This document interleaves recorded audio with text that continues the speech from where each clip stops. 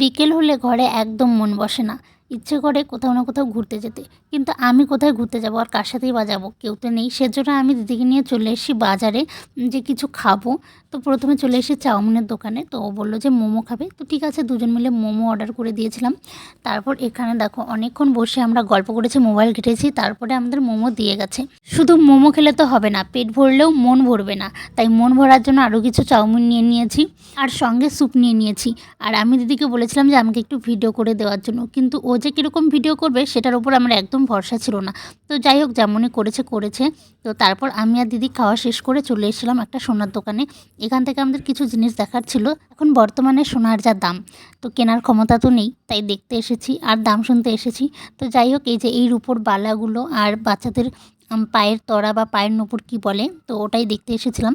আর দামগুলো জিজ্ঞাসা করলাম, শুনে নিলাম। তারপর দেখো দিদি হচ্ছে সোনার নাকের ফুল দেখার জন্য বলেছিল, তো এগুলো দেখছিল। তো যা দাম বলেছে না, মানে অতিরিক্ত। আগে কত কম ছিল আর এখন কত টাকা হয়ে গেছে বেশি। আর এই মালাগুলো দেখো, এই মালাগুলো তো মানে হাতের বাইরে একদম। তো যাই হোক ভিডিওগুলো এই পর্যন্তই, দামগুলো আর বললাম না। চলো টাটা। এই মালাটা ভীষণ ভালো লেগেছে।